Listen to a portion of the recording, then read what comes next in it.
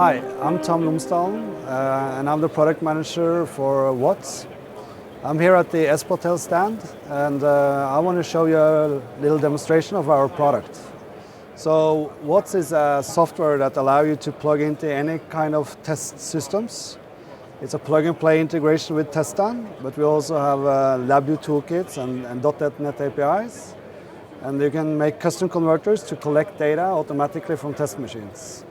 And the main purpose of WATS is to collect all this data to one central server and perform analysis in terms of SPC, yields and trends quickly through your web browser. If you look at the reporting tool of WATS, it's a web-based application allowing you to log in and quickly get information about the units you have tested. So this view will tell you a list of the serial numbers, the part numbers that was tested, and then what date and time, and the status of the tests. And opening one of these reports will show the detailed reports with the header details as information about the unit tested, the operator tested, when it was tested, and then all the step details. So for instance, if you log data from TestStan or using a Procket machine from Espotel, this will automatically report data to the WATS server.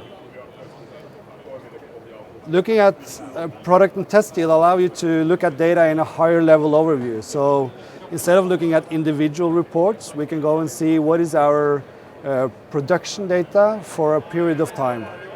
And in this case, I'm looking at data from 2012, and then the product and test yield report will then list up all the part numbers that I have tested within this date frame. So the part number list, what revision in what test operation, and the software used during testing, number of unique units tested the first time, and number of unique units passed the first time.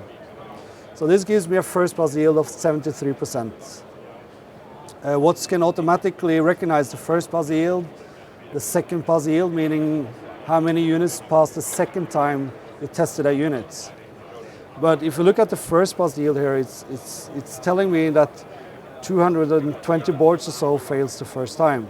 So the next thing I will do in WATS is to drill down to the test step yield and analysis report, and then WATS will tell me which test step is causing the poor yield. So this Pareto here will show me the top 10 failed steps. So it's not one or two steps that are significantly failing, but it's a number of 10 or so steps causing the poor yield. The list below the Pareto will show all the executed test steps and all the different statuses. So this is the total run, number of failures, number of errors, number of terminated, and so on. But going back to the top 10 failed Pareto, for instance, the read dollar plus outputs is one of the steps that are failing the most.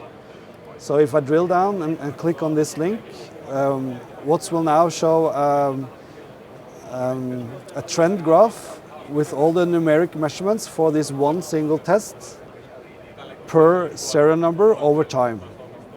So in this view, we see the test limits used during testing, the measured value per unit. So if I hold the mouse here and scroll in, I can see the serial number of the unit, when it was tested, and the measured value. I can also filter out the measurements. So allowing me, one thing is to use WATS to look at the trends and see why it fails in a certain test step. Another thing is to use WATS to optimize the test limits. So if we look back in this report, if I remove all the measurements that are failing, we can see that we recalculate and reschedule, reprint the report. And then the upper and lower limits are still the same, so it's between 14 and 16. But we have removed all the failed steps, meaning that this is a very good normal distribution of all the measurements, but there is one unit here that is clearly outside of the distribution, but it doesn't fail because the limits are too wide. So WATS is also a good tool to dig in and to optimize limits, and by calculation we see that the ±3 standard deviation is here. So if this were your test limits, you would have notified this unit and recognize this as a failure. WATS also allow you to do easy export to Excel, so you can further investigate the data. So you can pull data from WATS into Excel and get the list of all the serial numbers, the measurements, and continue to work on the data in Excel if you prefer to do that.